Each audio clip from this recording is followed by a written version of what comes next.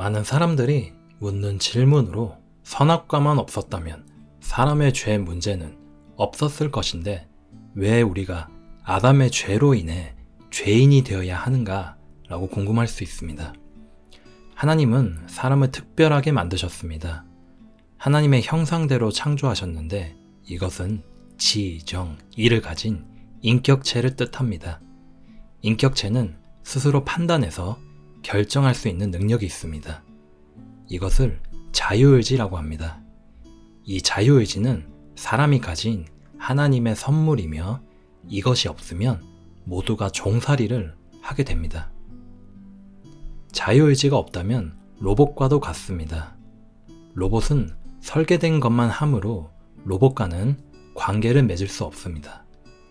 따라서 하나님이 사람을 인격체로 만드신 것은 관계 형성을 위해서입니다. 사람은 자유로운 존재이며 심지어 하나님을 선택하는 자유도 가지고 있습니다. 아담과 이브는 선악과를 따서 먹는 것을 제외하고는 모든 것을 마음대로 할 수 있었습니다. 선악과 나무는 선악을 알게 해주는 나무로서 실제로 존재한 나무입니다. 이 나무에서 나는 열매 자체가 악하거나 선악을 알게 해주는 것이 아니었습니다.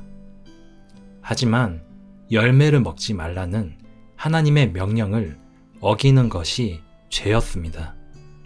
아담과 이브는 그 열매를 먹자마자 악이 무엇인지 알게 되었고 벗은 것으로 인해 수치심을 느꼈으며 하나님을 떠나 숨으려 하였습니다. 창세기 1장 31절 모든 것이 선하였다. 그들은 선을 알고 있었습니다. 그것으로 충분한데 그 이상의 지식을 원하다가 패망한 것입니다. 무죄한 당시에는 하나님이 먹지 말라고 하신 것을 듣고 이론적으로는 그것이 악인 것을 알았습니다. 하지만 실제로 과일을 먹음으로써 경험적으로 악이 무엇인지 알게 되었습니다. 아담과 이브를 유혹한 마귀의 작전이 성공할 수 있었던 이유 중 하나로 하나님 명령에 대한 불순종, 죄가 결국 하나님과의 관계를 훼손함을 알려주지 않았습니다. 마귀 자신도 불순종, 죄로 인하여 하나님과의 관계가 깨졌습니다. 마귀가 교만으로 인해 타락한 것처럼 사람도 그리 되고 말았습니다. 이것으로 알 수 있는 교훈은 하나님이 하지 말라 혹은 하라고 명령하시는 것은 모두 우리의 유익을 위함입니다. 불순종은 패망의 길입니다. 하나님은 우리가 창조물의 범위 안에서 자유와 기쁨과 행복을 누리길 원하십니다.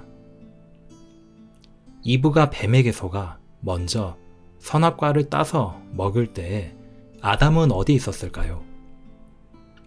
창세기 3장 6절을 보면 이브가 열매를 먹고 함께한 아담에게도 열매를 권했다고 되어 있습니다. 하나님은 이브에게 죄를 묻지 않았습니다. 아담이 먼저 지어졌고 가장이고 리더였습니다. 그에게는 아내를 바르게 인도할 책임이 있었는데 여자를 보호하지 못하였고 알고도 고의로 죄를 지었습니다. 그래서 하나님은 아담을 통해 죄가 들어온 것으로 간주하십니다. 하나님은 아담이 죄를 짓기 원치 않으셨습니다. 죄의 결과가 무엇인지 잘 아시기 때문입니다. 또한 그들이 죄를 지어 그런 상태로 빠질 것도 잘 아셨습니다.